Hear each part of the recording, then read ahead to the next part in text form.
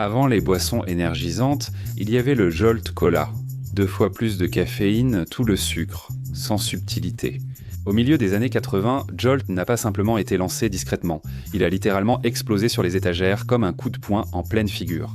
Cela a provoqué panique, rébellion et de grandes histoires chaotiques chez la génération X. Je pense que j'ai bu trop de Jolt Cola et c'est pourquoi aujourd'hui on va s'intéresser à Jolt, la boisson des années 80 qui a terrifié les parents. Mais avant de commencer, n'oubliez pas de vous abonner à Weird History Food. Ensuite, laissez-nous un commentaire et dites-nous quelles autres boissons d'autrefois vous aimeriez découvrir. D'accord, il est temps de s'injecter quelques faits totalement géniaux des années 80.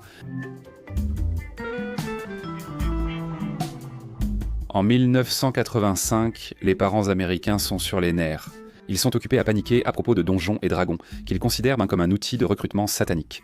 La guerre froide. Leurs enfants arrivent à l'école en tenue fluo ou comme des figurants du clip Burn in Hell de Twisted Sister, ce qui plonge leurs parents dans une crise de nerfs. Ils descendaient au rang des Jolt Cola d'une traite, une boisson qui non seulement embrassait la controverse, mais l'a créée.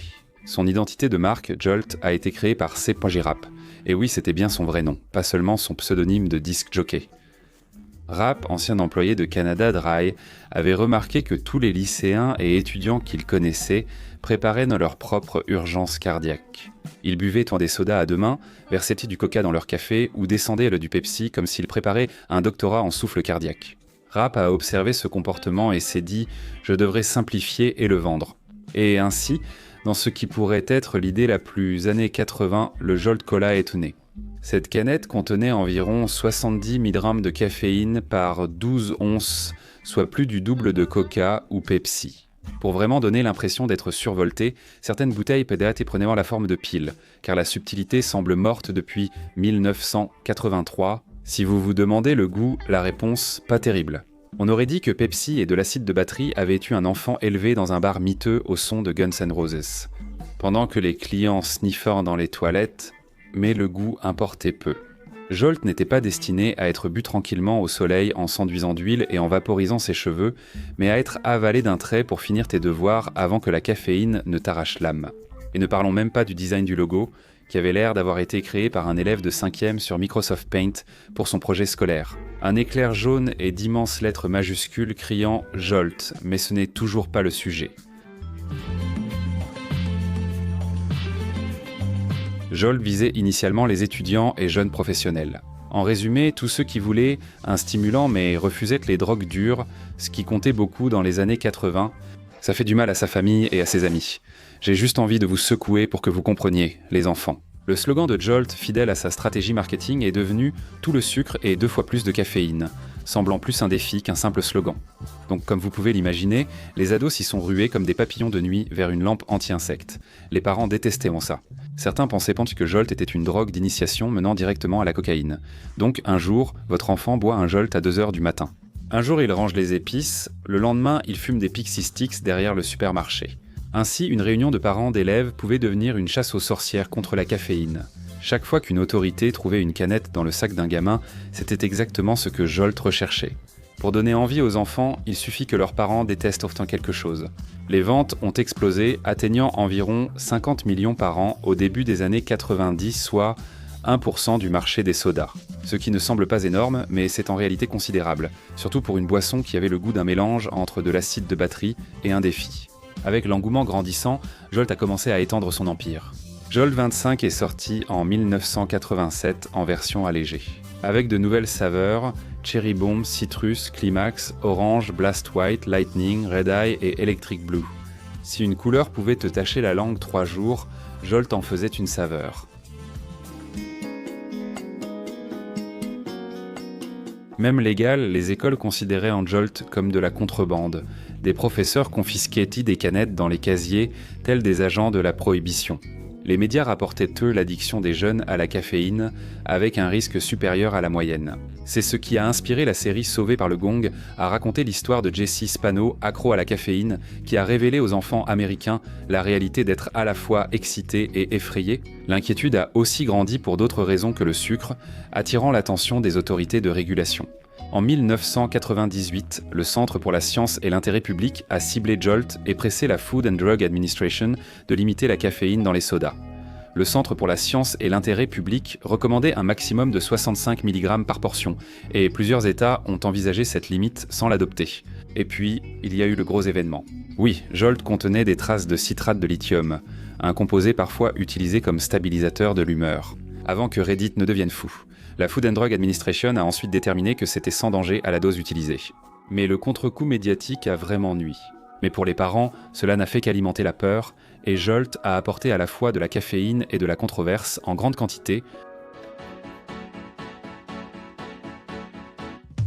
tandis que les lycées l'interdisaient, un autre groupe adoptait Jolt à bras ouverts, bien que tremblant. Faites entrer les programmeurs. À la fin des années 80 et début 90, Jolt devient la boisson officieuse de l'élite privée de sommeil de la Silicon Valley. Le café, c'était pour les bébés. Ces gens avaient besoin de quelque chose de plus fort, plutôt comme du carburant de fusée. Des mini-frigos remplis de Jolt étaient dissimulés sous les bureaux. Les programmeurs buvaient donc des canettes en déboguant à 3h du matin. Les Local Area Network Parties se résumaient à du Jolt et des Bagel Bites, un mélange que l'Occupational Safety and Health Administration aurait dû vérifier. Même le film Hackers de 1995 inclut du Jolt. Des canettes jonchent la planque néon des hackers, écrasées près de rollers et d'énormes moniteurs tubes cathodiques servant à la fois de placement de produits et de décors. Cela reflétait la réalité. Et ça ne s'est pas arrêté là. Jolt est présent dans la pop culture, de Jurassic Park à MST, 3-4 Rock et récemment Stranger Things. En gros, n'importe quelle série qui avait besoin d'un raccourci visuel pour représenter une énergie chaotique sur le net mettait une canette de Jolt dans la scène. Mais tout a une fin, même les bonnes choses ou les plus discutables.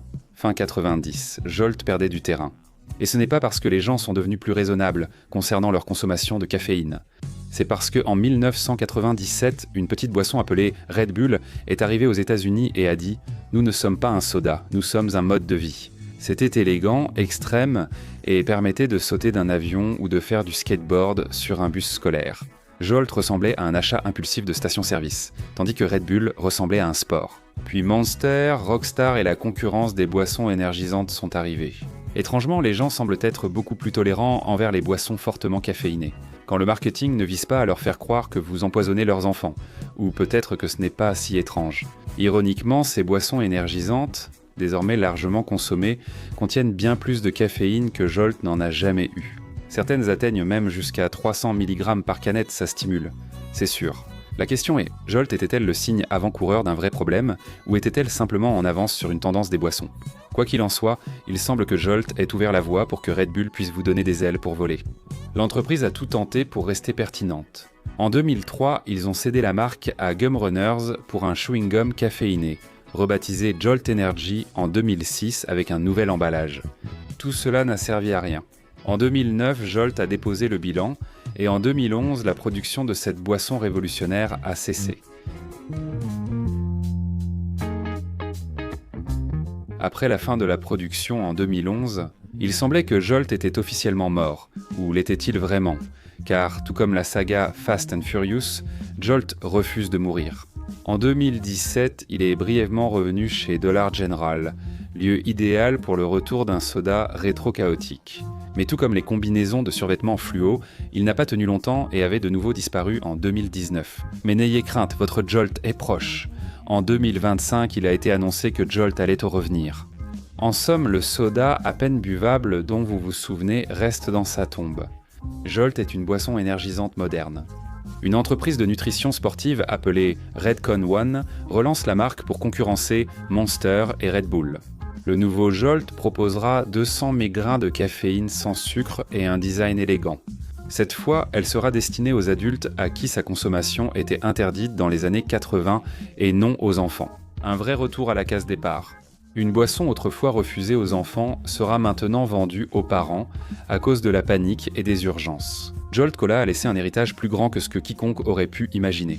Elle a lancé l'essor des boissons énergisantes et fait de la caféine un mode de vie. Elle n'avait pas un goût exceptionnel ni bien vieilli, mais un court instant, c'était la boisson qui t'accrochait. Interdite à l'école, envoyée aux urgences ou déclarée héros pour l'avoir apportée à la fête. Alors, versez-en une avec précaution, s'il vous plaît. Ces canettes étaient sous pression comme des mélangeurs de peinture. Et souvenez-vous, parfois les idées les plus folles brillent le plus fort, même si elles s'éteignent tout aussi vite. Qu'en pensez-vous et étiez-vous fan de Jolt Cola? Dites-le nous en commentaire. Profitez-en pour découvrir d'autres vidéos de Weird History Food.